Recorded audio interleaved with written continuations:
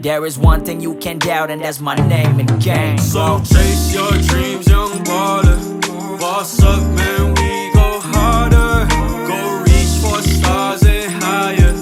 Then fly across them borders. Hello, what's up guys? Mga ka-BasketBros, Hoop Junkie, Pat. What's up? Kamusta? It's been a while. Congratulations on your Phil Basket Asia Basket Tournament, bro. Congrats. Yeah, thanks bro. Kakagaling ko lang from Malaysia. Medyo hangover from the Jet lag trip. pa. Oh, jet lag ka pa. Oh, and then congratulations on a successful tournament. Still winning the championship. Sa second international tournament nyo going up against San Beda. Tama ba? San Beda yung nakalaban nila sa finals. Again, congratulations to all the organizers. Great opportunity for all our players to showcase their talents dun sa tournament nyo. Ang dami nating nakitang magagandang plays, exciting matchups, thrilling victories from our champion team dun sa huling game na yon.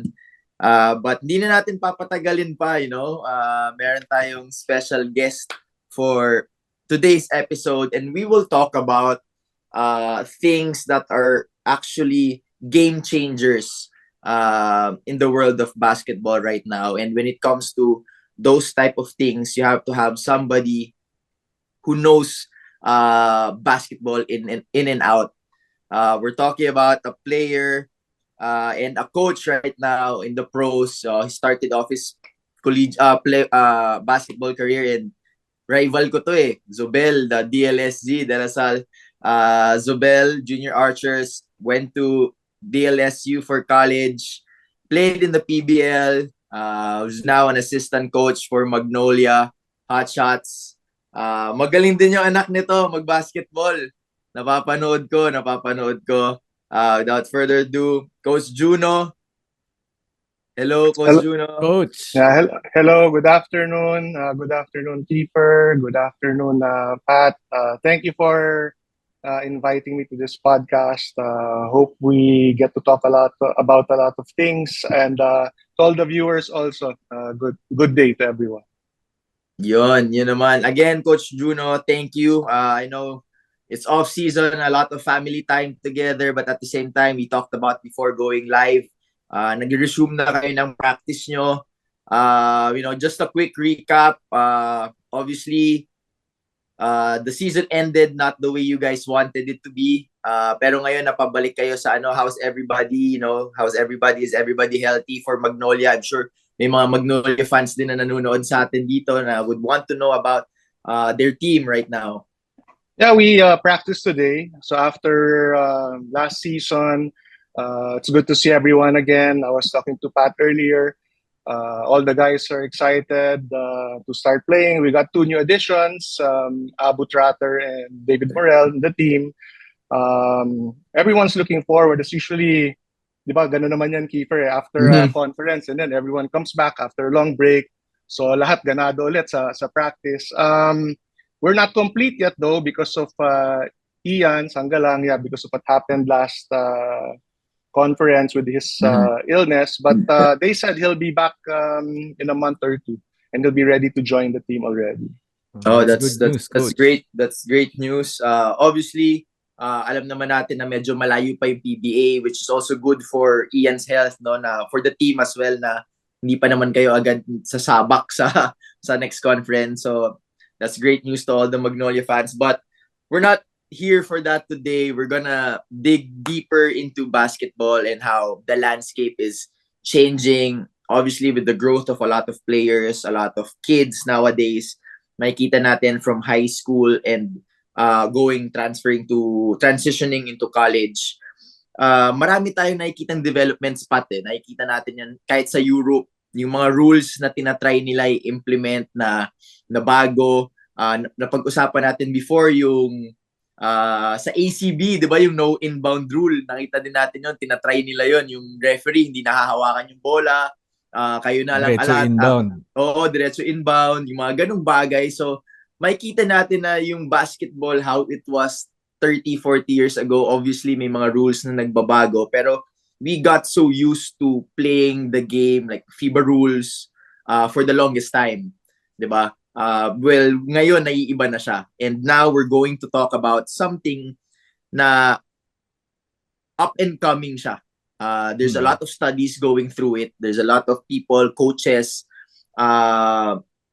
really thinking about the benefits of a no zone advocacy, especially in the youth level.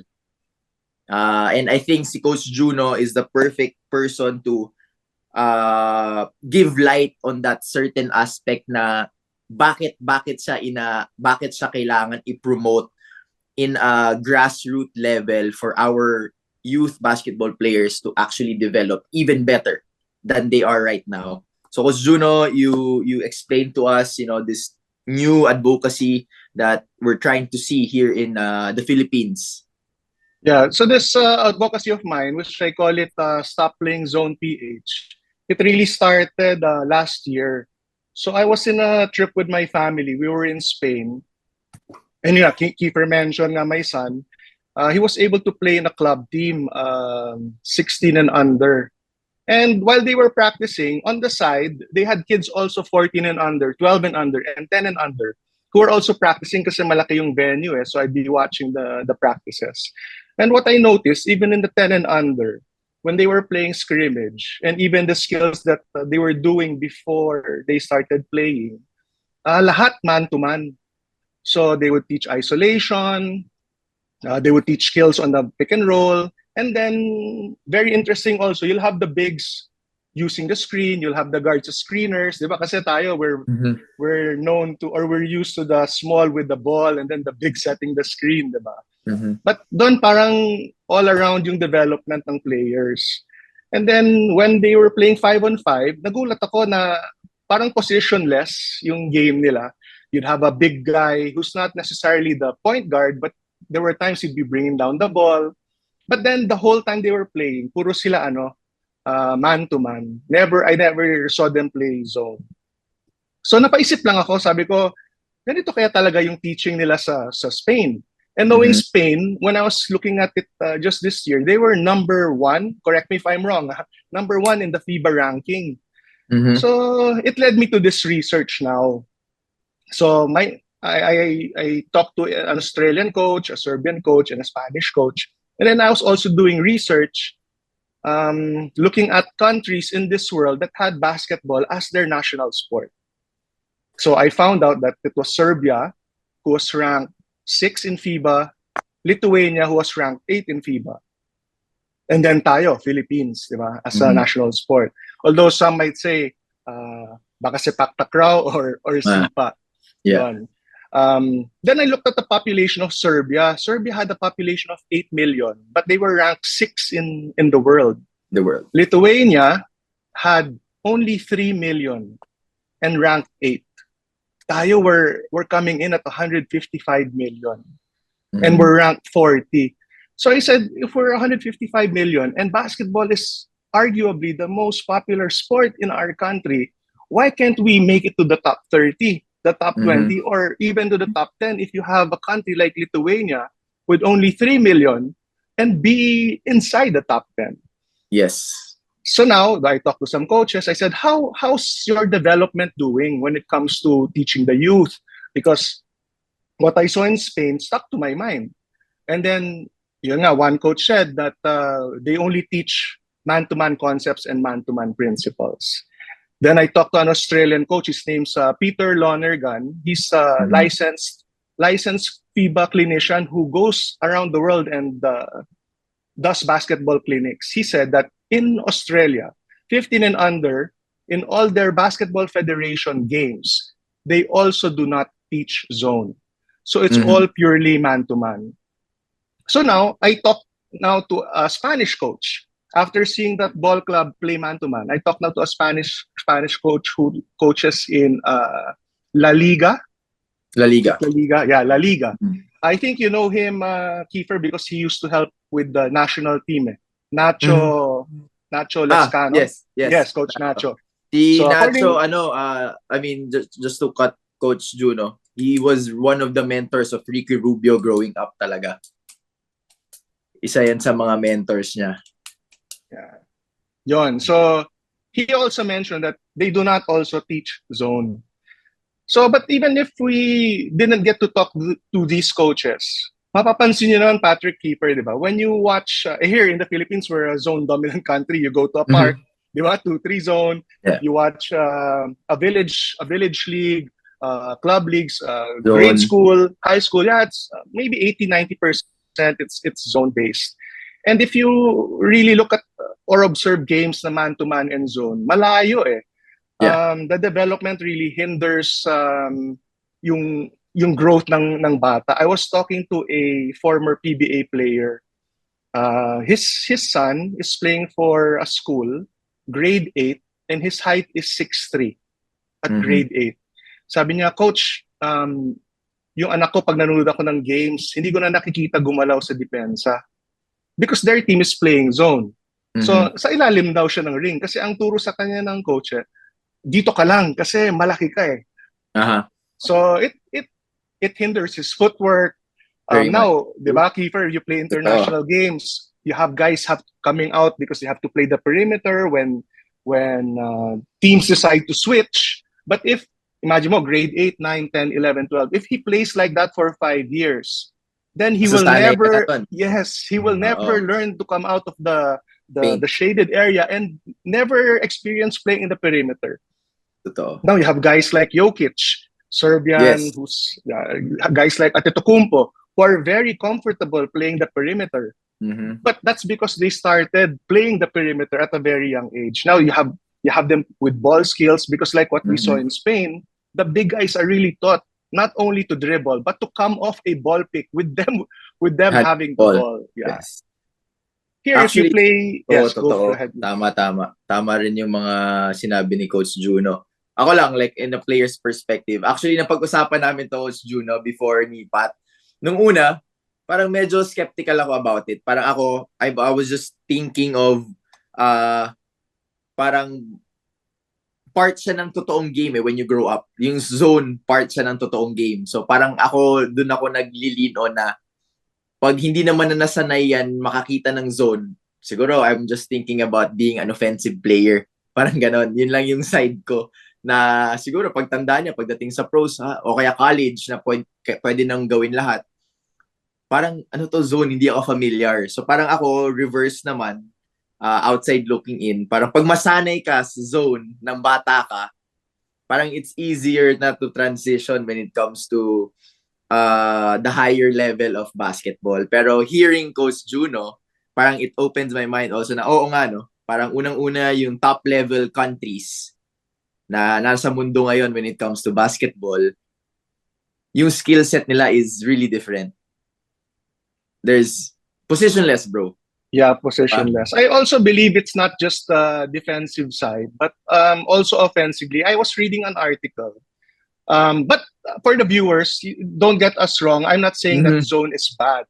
Like what Kiefer said, even at the college level, professional level, coaches will really have a situation in the game wherein, whether it be the personnel or whether it be a situation like you're facing a team who comes out of a timeout and who draws up very good plays and their score. Yes. Exactly. So then that's why you'll see us again. Coaches will talk. This might be a good opportunity to zone. So I'm not saying that zone is bad, but we're talking about youth development. Yes. And it hinders the growth. So even offensively, I was reading an article.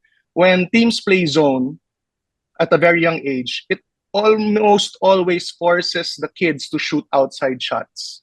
And shoot 3-pointers, but their body is not yet adapt and equipped to be able to shoot those kinds of long distance shots. And then it takes the kids away from the development of the skill of attacking the basket because the paint is so packed. You have the 5 defensive guys right there, so they have no option instead of just to pass around the perimeter or shoot already an outside shot. But unlike if they're playing man, you see guys cutting to the basket, opens up space. Now, for example, this kid has the ball and sees a space. It will give him an opportunity to drive and work on his one-on-one skill compared to a zone wherein, wala ang hirap movement kasi, talaga eh. nandyan Sa lahat zone ng kasi parang kalaban. aatakihin mo lang talaga, you'll try to find gaps, short corners, high post, yan naman ang Yes. turo dyan eh. You try to find the gaps. Pag punta sa bola sa high post, yung dalawang gilid, corner kagad, titingnan. Parang the movement is so robotic. So pagdating dun actually sa zone, pag opensa, kaantayin mo lang sila magkamali eh. Yes. Kasi like for us naman, I have a Spanish coach. So here in Shiga. So actually we use a lot of zone. Like sabi natin kanina, just to throw off some offense. Parang ganun. Hindi kami magsusona all the way. Pero 1, 2, 3, 4, 5 on the 5th possession, bigla kami magsusona. Alam mo yon, just to throw some different things. Kasi syempre pag tuloy-tuloy yung takbo mo, you get a rhythm and then suddenly you face something different. It throws you off guard, catches you off guard. And like sometimes that zone defense that you played once or twice can get you a bad shot or a turnover from the other team, can be a momentum changer. Yes. So like for all the viewers, we're just, we're not saying that zone is bad. You can't play zone or something like that. But what we're trying to point out here is, the development of the kids will be more beneficial if they start learning how to play man-to-man at a young age, growing up and develop a skill level which is, not catered to their height, to their size, to their age. Yung natututo sila ng maraming bagay, even at a very young age. So, parang... You mentioned also, Kiefer, na natututo eh. So, it's not just the footwork, like what we talked about, Giannis, Antetokounmpo, and Jokic going out in the perimeter. But I think it also helps a lot in terms of basketball IQ. Definitely. When decision you're making. Decision making. I agree with that. Because when you're playing 2-3 zone, you can see it there. And you know they're playing 2-3 zone. Yeah. But unlike now, Kiefer, diba? For example, you're involved in a pick and roll. And there are so many kinds of pick and roll defenses. Your man goes over, your man goes through, the man of the screener hard shows, the man of the screener traps, they switch. Yeah. There's so many things that are happening in the ball screen that if you're not used to that and you cannot make that read, then you won't be effective. Yes. Diba? But now, because they're used to a man-to-man environment, even at a younger age, you're coming off, alam niya, they can recognize the switch early, they can recognize the trap early. I have to share this pala. So my son played pickup ball when we went to Spain. So he played pickup ball, di ganon din. Kwento niya sa akin, sabi niya, Dad, man-to-man ang laro dito. So they were playing man-to-man. He was running a ball screen. Nag-switch yung defense. Okay, so nabasa ng screener. The next possession, they were flipping I don't know if it might get too technical to some viewers, but they were flipping and changing the angle of the screen. Yeah, because they knew that the defense was switching. So sabi niya, Dad, grabe, alam nila na because they were switching, they had counters already to it. Here in the Philippines, when he was playing, he would never experience at the high school level na nababasa na, switch, then we will have to flip it. Diba? Yun, but grabe. Grabe yun, Pat. Kasi parang it's, actually sometimes it's not just like yung ganun yung sinasabi ni Coach. Yung for the viewers, flipping the screen is going one way and then flipping it right away. Kasi syempre, pag alam mo magsiswitch yung kalaban, pupunta na siya dito, but you're going to the others. So, pag ginamit mo yung kabila, yung reject side, walang help. Walang help. So, yun yung nababasa ng mga Europeans and, in Spain. I feel like, basketball right now, well, I watch a lot of Euroleague basketball as well. Parang the Euroleague game is such an action-reaction type of game. So parang hindi siya, sobrang tactical niya. It's not really more of a talent game. Obviously, the players there are very, very talented to actually react that quick. Talent din yun, bro. Hindi lang yung talent na magaling ka shumut, mataas ka tumalon. The actual reaction of being able to decide split second, that's talent. Kasi hindi lahat meron nun eh. Tama ba, di ba, Coach? Yes. Hindi lahat. But I think that's also developed. That's developed at a very early age. Exactly. So, for example, you have these, what I was watching, like 10-year-old, 12-year-old kids who are running that. All of a sudden, there's a trap that happens to you. They already know that the screener should slip early. If they short roll, slip early, And they can make that reads, their IQ starts building up because they're used to that kind of environment at an early age. While us Filipinos, we start learning that, I think, maybe when you start playing juniors, High school, college, junior, late pa. junior, but college, minsan late pa eh. So, even when you get to the pro level, hindi pa ganun kabilis yung, like what Kiefer is saying, the reaction time or the instinct that the player has. Because late na nila natututunan yung concepts na yun. So Coach Kasi, Juno, I have a question sana. Why do you think na yung mga coaches dito sa Philippines very zone dominant sila compared to other countries? Is there a reason? Is it a cultural reason, or dahil win now mode yung mga coaches? Yeah, I think there are many reasons. I don't know which is the priority. But one reason, Pat, like what you mentioned, okay, I come in, for example, as a grade school coach. I'll tell my players to stay in this formation like a 2-3. It's easy to teach that concept. In one practice, the players will be able to get it. But if you teach them man-to-man, it will take months, 6 months, probably even a year, because there are so many things that they will have to understand. Yeah. And so now, if I'm a basketball coach, I teach my players to play 2-3. And they can do it already when they compete in the league, compete in a tournament, and we win. Now, why will I want to change and teach man-to-man? It will take up so much time, and then we will have to probably lose a couple of games for us to start learning. So the debate there now is, are we win first over development, or are we development first, growth development over winning? You cannot blame coaches. Of course, they want to win, so they're coaching in a school. And if the school says, "Okay, this is your team," and you're recognized because your team has been winning, your team has won a championship, you're recognized, and you're playing a 2-3 zone, for example, why would you want to change? So I'm a coach. I experienced success. Si Yes. Jim Boeheim. Parang Jim Boeheim. Yeah. Kilalang-kilala na siya sa zone na and he's won with the zone. Parang mafo-force mo ba siya palitan yan, di ba, coach? Parang gano'n. Di ba? He's known. I've been coaching Syracuse for so many years, and sobrang tagal na. Yeah, once he experienced success, he didn't want to change anymore. Yeah, so actually totoo din yun eh. Yung bakit feeling ko kasi, ako naman, si side ko, kung bakit tayo zone, malaking bagay yung madali ituro. Especially nowadays, pagdating sa mga before UAAP, NCAA juniors type of competition, yung mga laro ng mga bata, 10, 12 under, usually club lang yan eh, di ba? Mga club lang yan. So the tournament will only last for what? A month or two, the whole summer perhaps. So hindi kayo buong time magsasama like isang taon pag high school, college, ganyan, isang taon kayo magsasama. To teach actually a man-to-man concept is really hard. Tide last week. Sobrang dami. Pagdating sa obviously sa mga bata, tapat-tapat lang kayo. Wag lang makashoot yung bantay nyo, pero kahit pa paano, there's something wrong with it pa rin pag hindi mo naturo. Kung magtuturo ka na lang, diba? Why not put in the effort of actually teaching the right way? Diba? Parang gano'n. Kasi yung zone, madali lang. 2-3 zone, tama. Bump, cut, bump, box out.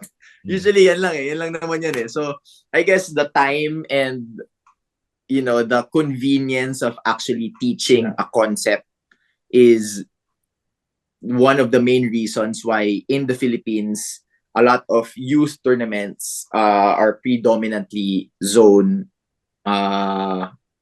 defensively. Parang ganun. I agree with that. Yeah. Sorry, Kiefer, to cut you short. Now, because also I was in Bacolod during Holy Week, giving a coaches clinic, and so there were a few college coaches, majority high school, but then there were also grade school coaches. These grade school coaches really who showed so much interest, but they were teachers of the school. Who were forced to coach because the school, whether it be a budget constraint, couldn't find a coach. Yeah. So now you couldn't blame them also because they're teachers after class. Then you expect them now to go to practice and be the ones to teach the kids. So like for convenience, like what Kiefer said, and the time I'm teaching, I have to make my own class for the next day, have to check Yes. papers. So when I go to practice, whatever's convenient. Okay, 2-3 zone, lesser time, lesser time to spend. But again, we cannot fault the coaches for this one. So Anybody. I think I was talking anybody to a coach. He wala said, din. Coach, we have so many coaches who do not understand. But again, we have to understand the situation also of these coaches who are volunteering their time and effort to help kids and to teach kids. But yun nga, they're teaching kids zone. But if we open up and help them also and support these coaches, maybe yon magkaroon ng mind shift or a paradigm shift where we start teaching the young ones man to man. Do you think, Coach, with that, do you think having a very structural basketball program from ground up for different schools is beneficial for this?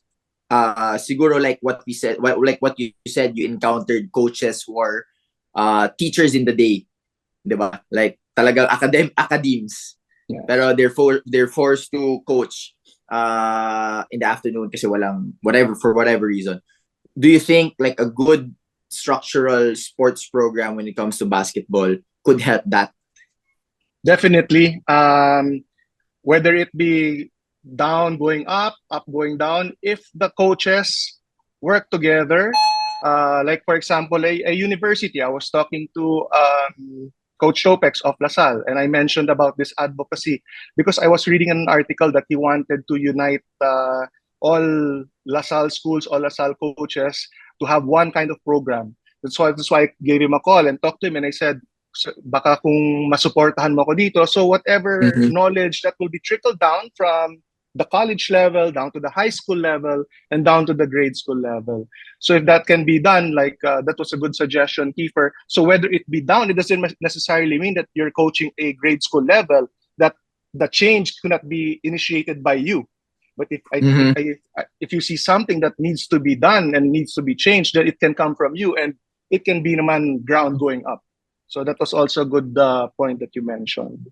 Kasi parang sige, Keith. Kasi tingin ko lang, Pat, just to add on, Coach, kasi kung ganun yung mga ibang concerns, and it's not just schools from the provinces, kahit yung may mga Manila schools na nangyayari talaga yan, open talaga yan, and there's nothing wrong with that. Parang lahat ng budget obviously is napupunta sa competitive level, high school, college, and if you have if you can start from a good college coach to actually like what Coach Topex is saying, even dun sa mga lower level like grade school levels and yung mga coaches, teachers na nagvo-volunteer may actually benefit from that big time na okay, convenient din naman sa kanila. Let's say bago pa lang sila pumunta ng practice, meron ng practice plan. You take away the time of them thinking about what to do. When they go there, wala na silang kailangan, they just have to teach, literal, kailangan na nila magturo. So I think Coach, parang malaking bagay din yung ganung mindset na kung ganun yung if that's one of the obstacles that you face as a school, 'di ba, na may mga ganung bagay. Go, Pat. Sorry. Yeah. So Coach Juno, yung stop playing zone defense, nag-spread na yung word, yung gospel sa Philippines. So how are you spreading the word and kamusta yung reception sa ibang mga coaches? What I did, I started, so inisip ko nga muna who should be the target audience. Whether it be parents, or it be coaches, it be camps. I started out with a league. I was thinking that if, for example, I'm a coach who just likes to teach zone, but if I join a league that bans zone, then I'll be forced already to teach my team man to man. So it started out in Cebu. Second week of February, I was invited by Coach Romel Rasmo. I'm sure you know him, Keeper. Yeah, Coach Romel. And then Popoy Navarro, who was the league organizer of Cebu Youth Basketball League. So we had a meeting, and then we invited also coaches from Cebu. And then they agreed, sige, we will do this for all divisions, 15 and under. So which was nice also because ang tanong sa akin ng one of the coaches, Coach, paano to aabot sa mga barangay level? So Manila, you can talk about it, but how about kids in the barangay level? So I was telling them, so for example, you're playing in the Cebu Youth Basketball League, you have a player here who goes home to his barangay, to his village, then he can also tell his friends, oh, wag na tayo maglaro ng zona dito, mag-man to man na tayo. So from there, the word starts spreading. And then, so yeah, after Cebu Youth, I came back to Manila. I mean, after the Cebu tournament, came back to Manila. Then all of a sudden, I don't know how the word spread, siguro because of Facebook. Then Sir Kinito gives me a call. One Sports gives me, just writes an article about it. And then yun lang, all of a sudden, there league There's a following. organizers. Yeah, there's a league organizer who gets in touch. Coach, paano ba yan if we do implement? So I was fortunate enough also to get implementation rules from Australia basketball, how they did it there. And then I revised it a bit. And then so I conducted mga coaches meeting for these leagues on how to implement. And then yun, si Coach Chito Victorero also had a tournament, had a league in a barangay in Bulacan. So even at the barangay level, from 13 under, 15 under, meron pa siya, I think 21 or 18 under, and open. Sabi niya, Coach, pati sa open division, i-implement na rin to. So now you have these adults, like 24, 25 years old, 30 years old, who are not used to playing zone, playing man-to-man, but now are forced to do it. So, pero okay rin, I was watching their Facebook games on live, and then sabi ko, ganda panoorin. It's not just yung bababola, tayo, now you have these kids running, cutting to the paint. Mas even for the audience, parang mas naging exciting kasi daming actions na nangyayari. But I'm also very thankful for these league organizers. And then the camp organizers like Passion Sports kay Rob Labagala. You have ngayon, Coach, diba, I think NBL with the NBL. Yes, NBL. Diba? Yeah, kila Ma'am Rose. And then Coach Ron Camara of Batang Pilipinas Basketball League, Batang Filipino. Yeah, Batang Filipino or Batang BPBL, which is hindi ko nga alam tong league sa to, telling Patrick before before the podcast. All of a sudden, ito na, they started implementing these rules. And then si Coach Ron Camara, nationwide pala yung niya, yung liga niya. Yes. So more than 1,000 teams ang involved. So imagine that you have 1,000 teams and you have 15 players per team. Imagine how many kids have to learn this concept and how many kids you get to develop because of playing this kind of environment. So paano nagsusnowball effect na? Yes. So now you have coaches, schools getting in touch. So now my target is schools. I'm talking with some schools who joined the Paya League, yung mga school-based, Prada Paya, na pati yung league organizers kung pwede kausapin. So para even at the grade school level, you start changing. And then you have Batang PBA who decided to do it also. Milku, kay Coach Alan Ricardo, which is also one of the more popular leagues. Popular leagues here in Manila. Then they decide also to do it for the 15 and under.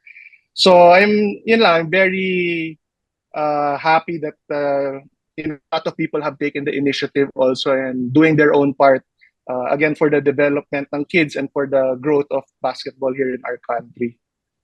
Coach, question ako. Do you, lang to, medyo rhetorical question, pero itatanong ko pa din. Would you consider box and ones, triangle and twos, as a zone defense? Yes, I thought about that also. Sabi ko, siguro may mga coaches na yung mga nag-iisip na ng advanced level. Sabi ko, malamang tatanungin ni Kiefer to. Yung mga medyo advanced or technical, magtatanong na. So how do you consider mga junk defenses na box and one? Are they man-to-man? Or are they... I still think... Even Coach, yung kunwari yung mga man zones. Obviously yun, zona na yun. I mean, yung box and one, triangle and two na lang. Box and one. I still think those are, I put them more on the zone side. On the zone side. So for example, tinatawa kita, but then I have my 4 other teammates who are just standing and they're playing still in the box. Position. Okay. So, okay. It's true. You don't help them move. Like dun sa mga ligang ganon, they still can't do triangle and twos and box and ones. Yes. So the implementation manual points out that if there is a person or a defender who is not really assigned to a certain man on offense, then you're considering him zoning. Do you rin, Coach, parang besides that, would you consider, before kasi, di ba, coach, naabutan ko pa yun, SBP and Passerelle, illegal defense. Naabutan ko pa yun eh. Yes, yes. May illegal defense. So, do you think bringing back the illegal defense for youth leagues, illegal defense and putting in a 3 in the key, defensive 3 in the key, would kahit papano be a compromise? I think more than that, it's really the officiating. Parang it becomes too technical now for the kids. Now you have to teach them, okay, you cannot stay in the paint for 3 seconds. You have to move out, even if the ball is on the other side and you're standing on the weak side.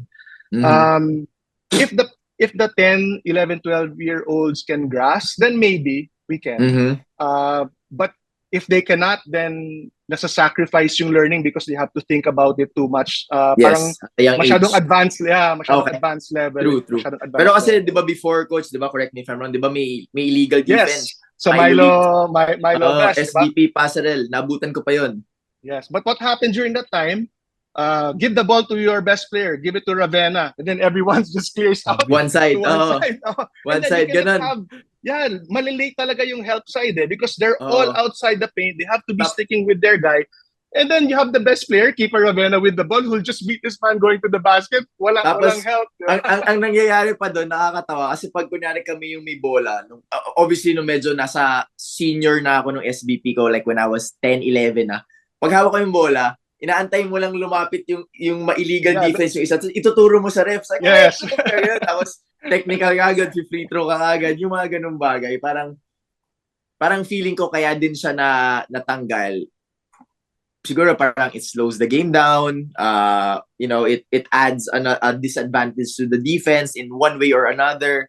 Yung mga ganung bagay. Pero feeling ko yung having a strict implementation of a no zone policy, whether it be a box in 1 or a triangle in 2, will definitely benefit the young generation of basketball players. Kasi feeling ko rin, coach, ang dami, ngayon ang nakikita ko kasi ang dami na ding up and coming young coaches.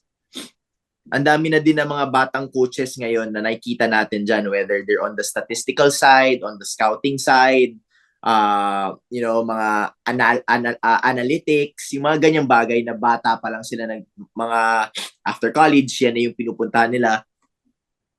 Marami rin silang matututunan doon hindi lang players Yeah, which is what I want to take advantage of. So which was funny also, I was telling Pat before the session, I went to a Milku coaching clinic to attend.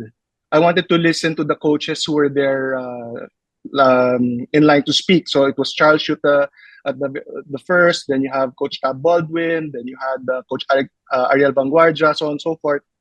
Second session, Coach Tab, for some reason, had an emergency. So nabakante yung slot niya. Si Coach Allen, because he was the organizer of that coaches clinic, asked me to talk in the clinic. And then all of a sudden, after the talk, I was telling Pat, you had coaches who were messaging me randomly, mga young coaches, Kiefer, who really showed passion in learning, which is what I want to use and help develop naman, na makatulong din tayo sa, you have 22-year-old coaches, 24-year-old coaches who are there willing to help these young kids. So like today, during our first practice with Magnolia, there were 2 coaches who I just met in the Milku Coaches Clinic who messaged me and attended our practice this morning just to learn.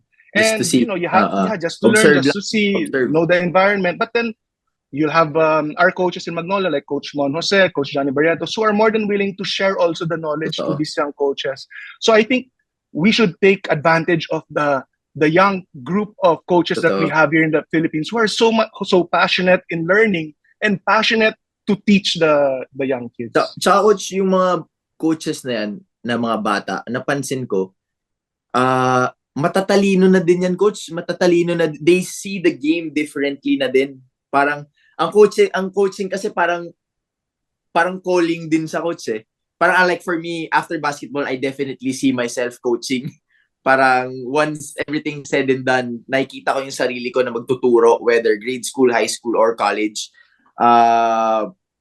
So calling siya Parang yung passion mo for coaching is really different lalo na pag bata ka kasi parang you have so much time to improve and parang pagdating ng panahon na nasa mga maaga ka nagko-coach, parang ang player, di ba? Parang maaga ka naglaro. Pagdating mo ng mga 27, 28, 29, yan yung peak ng katawan mo. Grabe yung pwede mong malaro. Pag coach naman, nagsimula ka ng mga 20s, 22, like what Coach Juno said. Pagdating mo ng mga 40 ka, grabe na yung experience mo, whether on a professional level or basketball, ano na lang, like on the basketball perspective. Lahat na imposibleng hindi mo nakita from defense, offense, pag nagsimula ka ng bata. So yung mga batang ganyan na nata-take advantage natin bukod sa mga players will definitely help the basketball program of the Philippines in general in the long run. Yeah, because now there are so many coaches, whether it be in the pro league or in the college level, who are also there to give back. To give back because basketball has done so much to their lives, to our lives, diba? Like what you're saying, Kiefer, that when you retire from the sport, you'd want to become a coach also. It's because of us having so much from basketball that was given to us that we want to give back also to this, whether it be young coaches, young players, and make them experience the kind of life that we experienced because of basketball. Yeah, So, for as long sure. as I think as long as I think the coaches, the young coaches are passionate enough about the game and are willing to learn. Yun, like sabi mo, Kiefer, they start early at the age of 24, 25. Pagdating nila sa 40, grabe na rin yung development ng IQ and coaching standard nila. Ganun ko din siya nakikita eh. Ganun ko din siya nakikita na, you know, you reap what you sow. Pag ngayon pa lang, you know, you put in the work just like any other person, you know, in basketball or in life in general. Trabaho ka sa umpisa, I mean, eventually, makukuha mo din yan eh. Ngayon, up and ka, ang dami na, like, for example, bro, Pat, makikita natin sa NBA, ang dami ng coaches na parang, siya pala tong coach na to, parang hindi natin kilala, parang ganun, na, let's say, yung, si Tyler Jenkins ba yung coach ng Memphis. Di ba? Parang for the longest time, hindi naman siya natin kilala, parang, di ba, hindi siya household name, ganun na lang. Hindi siya yung yung mga coaches na nandun na, yung may mga 30, 25 years of experience na nandyan sa ano. Pero hindi din natin alam kung saan siya nanggaling. Like, ano ba, kailan ba siya nag-umpisa, yung mga ganyang bagay. Pero makikita mo what he's done to the club, to the organization. Diba? With Memphis. Not just talaga. Hindi lang naman siya na ganun. Pero ang dami na nating names na nakikita sa NBA na nagko-coach na bata in a way na hindi sila household name. Like, hindi man siya as yung makulay like a Popovich na pangalan, di ba, na parang Spoelstra ngayon. But Spoelstra started there, right? Started as exactly, di ba? He started as a film guy, coordinate video room, but then people then get to see that, nakita na lang siya. Head coach ng Miami Heat, but in his career, yung pinagdaanan niya just to get there, di ba? Hindi nakikita ng tao. Hours and hours yun. Yeah, hours and hours putting into learning, into his own growth as a coach. Imagine the hours you have to put in right in front of your computer just to splice every individual video that you can find for a team that you have or for a league that you have to play 82 games. Imagine, ito lang, Pat, just put it into this. Imagine trying to put a video on how to stop Kevin Durant. Parang ganun, 'di ba? Parang paano, 'di ba? Yung tapos oras dati, na kailangan, yung VHS oras na kailangan magamit nila dati. Ngayon madali na lang eh, 'di ba? Imagine mo yung getting the videos and at the same time thinking of a way on how to stop. 'Di ba? Paano? Parang then you're splicing each I mean, possession. Si Coach Juno would also agree to me na yung like what we said na on how a no zone policy would help the younger generations para pagtanda nila.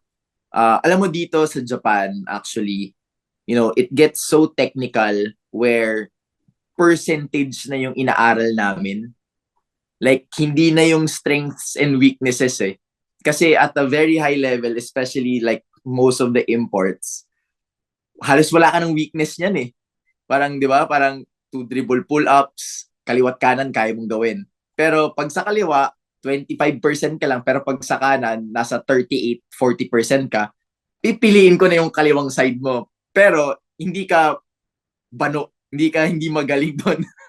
Gets mo? Parang it gets so technical to that point na pag nalalaman mo na ganun pala yung basketball, na obviously all the basketball players in the Philippines, ang pangarap nila is to play in the highest level possible na makaka-fit in sila. 'Di ba? Kung saan sila kaya, kung saan sila aabutin ng talent nila. Yun yung pangarap eh. That will always be the dream ng isang basketball player, hindi lang Pilipino. 'Di ba? So pag nakita mo na ganun pala yung highest level, so parang pagbata pa lang, okay, ganito yung kailangan kong maabot. So with the development of a no zone policy na man to man talaga, pagbata ka bro, ang laking advantage nun ha. Remember the Kobe story na he scored like 60 points when he was young just by finding out those players that he was playing cannot dribble with their left.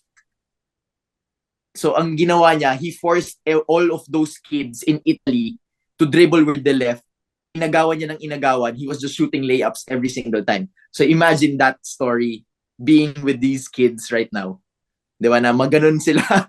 It became so tactical for him with Kobe na at a very young age. Parang pag meron tayong mga ma-develop na mga bata na ganon, 20 years from now, kailangan natin isabit yung jersey ni Coach Juno. Kailangan natin maghanap ng jersey ni kailangan natin ng pero yung nasa likod stop zone Stop play.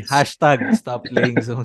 yan. No, Pero ganun, totoo yun. Totoo. Tama yan, coach, 'di ba? Parang it gets so technical. It gets so tactical. Let's say kahit sa PBA, if you want to stop a Justin Brownlee, parang what do? You obviously you throw in double teams, defensive schemes. Pero sometimes wala, mapapagano ka na lang. It gets so complicated, really. Diba, like you're saying, based on the stats, higher percentage here, lower percentage here, you want him to do that. But if he starts making those shots, then you have to think of another scheme. Maybe we'll have to send a double team already because he's still making those shots. But what if you have their best shooter in that corner? Do you want to it becomes so technical because of so many things that are happening. But again, if kids start learning this or being involved in this kind of environment early, then hopefully we Philippines, in our lifetime, makapasok man lang tayo sa top 10, maybe top 5, di ba? With 155 million population to choose from, and coaches who are passionate to teach young kids. Hopefully in our lifetime, di ba? We can be at that level of where Lithuania and Serbia is. Totoo yan. And I mean, I think that's where the beauty of basketball lies eh. Parang when you think about things. Parang ako, kilala din ako ni Coach Juno. I'm very tactical, very cerebral when it comes to basketball. Obviously, I'm not the tallest, I'm not the most athletic, the strongest, the fastest. So I had to find my ways when it comes to basketball. And I enjoy, thinking. I enjoy thinking when it comes to basketball. And if you have 5 guys on the court thinking the same way, parang ang laking advantage nun pagdating sa basketball. Ang sarap panoorin, di ba? Yes, that would be beautiful to watch. Like Kiefer was saying, you might not be the most athletic, the fastest, but if you're there with very good high basketball IQ and you're playing together, ang sarap panoorin. And I think it's also more enjoyable to play. It will make the game more fun. Imagine, parang nagkakatinginan pa lang kayo, eye-to-eye contact. You already know what the other person is doing. You can already make that read. So, totoo yan, Coach, diba? Let's just put in, Spain being the number 1 country in the recent FIBA rankings. Why don't it matter to them na even if you just bring them together for 2 weeks for an international tournament, they still perform at a high level? Why? Because una, since under 14, 15, 16, magkakasama na sila. Plus, all of their minds are parang nasa isang algorithm lang sila. Pag nakita nila to, deny, backdoor, high post, pag short roll, ball screen, short roll, pag gasol, pag walang tira, pass sa corner, Juan Carlos Navarro, shoot. Parang alam mo yung ganung level na pag ikaw, sorry for the term, pag ikaw yung depensa, mauulul ka na lang. That's true. Diba? Ang hirap depensahan yung ganon. When you have 5 guys knowing what they're doing on the court, in the same wavelength, and you're not, hindi mo pa kinakount yung pace how they play it when you see it, parang pag ginagawa nila parang sobrang effort, pero like real time when you're on the court, ganun yun, bro. Hindi siya yung parang backdoor lang mabagal, na ganun. Parang they make it seem like that because on how smooth they do it. Parang sobrang ang swabe na parang ganito na lang yung gagawin mo, mapapaganyan ka. Papakamot And ka like, na lang. bro, na-experience ko yan when we were playing Serbia in the World Cup. When we played Serbia, with Militic, Bogdanovic at the two, Jokic, Marjanovic, and Bjelica on the three. Parang, okay, anong gagawin natin dito? parang ganun eh. Ganun, ano ba to? Coach Sing, pwede tayong pito. Pwede tayong pito maglaro dito. Dagdag tayong 2 pang player. Hindi natin mababantayan tong 5 to. Parang ganun. Kasi paglalaroan ka talaga nila. So, But then, even if you're playing them, Kiefer, di ba? You'll see also how yung level of basketball that they have in terms of the IQ. Totoo. Na talagang, like sabi mo nga, for a lack of a better term, na parang inuulol ka lang eh. Oo. It's how they play together. They've been playing together, the kind of system and the kind of development that they're used to. Na pati ikaw, even if you're playing them, parang ang sarap na rin kalabanin. Totoo. Ang dami mong matututunan sa ginagawa nila. And pwede pala yun. Tama. And one thing that can actually go to our favor is ngayon yung I mean, obviously, yung basketball IQ, it's teachable eh. It's teachable. And now with you see like our previous topics dito sa BasketBros, yung mga high school tsaka collegiate players natin, mga specimen na din, coach eh.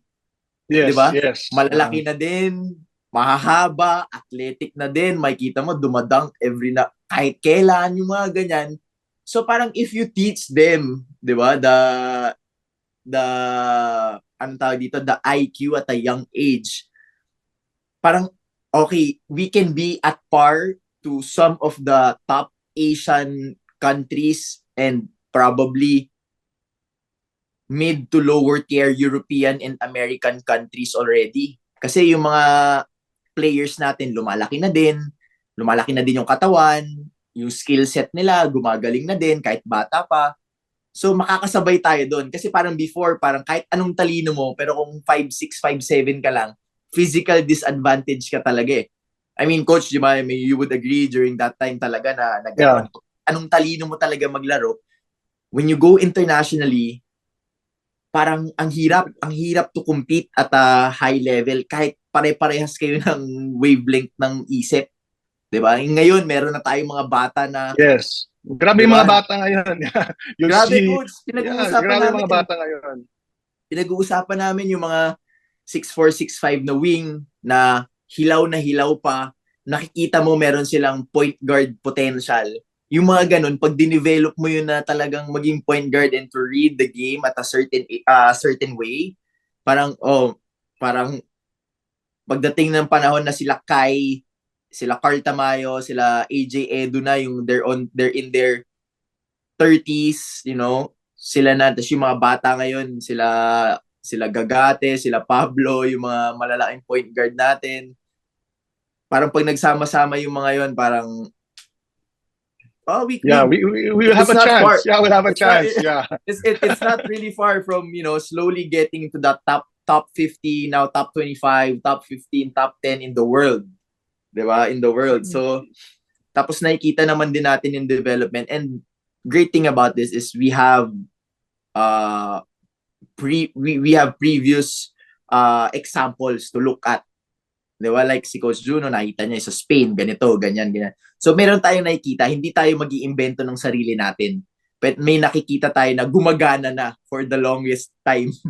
Diba? Na bakit sila at that level maglaro. So hopefully this movement, ako converted ako, bro, na, di ba, Pat? Parang nung pinag-uusapan natin, pero medyo on the fence pa tayo, di ba? Before. Nag-ano pa kami, coach, nagtatalo pa kami ni Pat nun eh.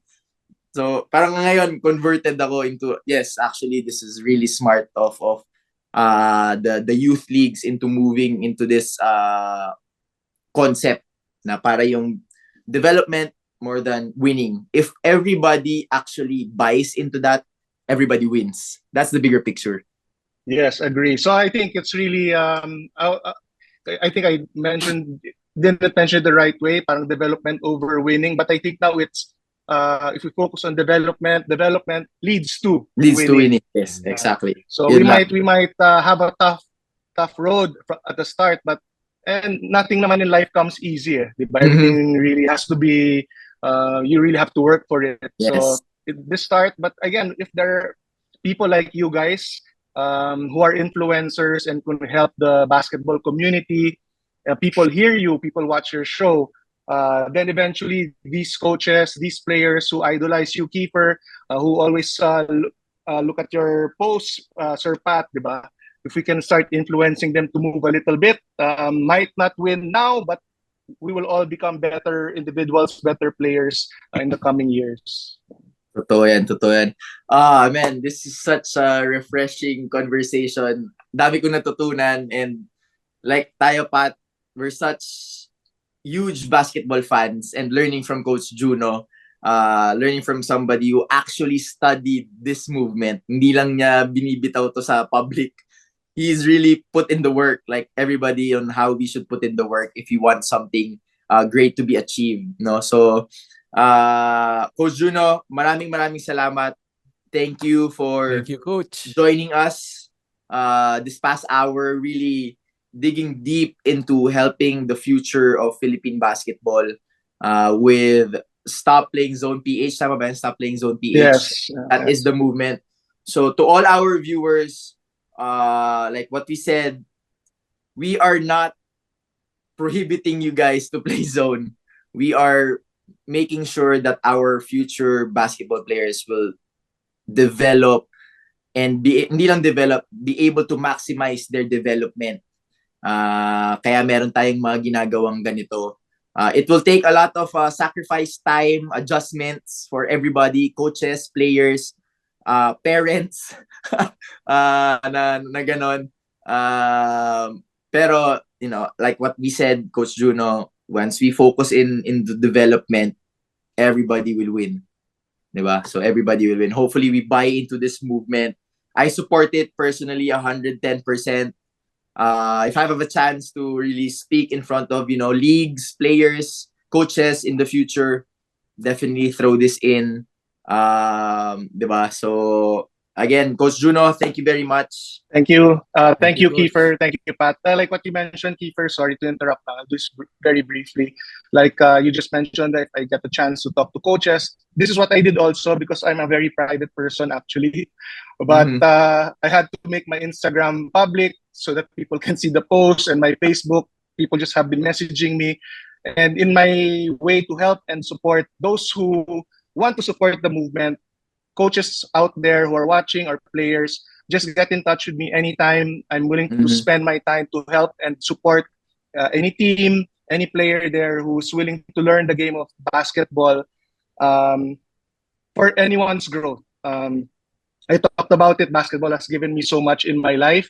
I want to give back and help coaches and young kids in basketball also. So again, thank you, Kiefer. Thank you also for inviting me here. And yes, Coach. Thank you very much. Yeah. We'll make sure to put in. We'll contact you, Coach. You know, put in your social media accounts if that's okay over here sa episode na to, para sa lahat ng viewers natin, coaches, players who would want to reach out and see more of this movement. Hashtag Stop Playing Zone PH. Again, that's it for our episode. Coach Juno, again, thank you very much. Thank Brother you. Pat. Siguro hindi na natin makikita yung Magnolia mag-zone in the next coming years. Pero I mean, yeah, kidding aside, hopefully marami kayong natutunan. Bukod sa nag-enjoy kami pag-usapan yung basketball on how we can develop it. Sana marami din kayong natutunan, mga viewers natin, listeners natin, sa mga platforms namin dito sa BasketBros. This has been Pat, Coach Juno, Kiefer. Thank you very much. BasketBros. Peace. There is one thing you can doubt, and that's my name and game. So chase your dreams, young baller. Boss up, man.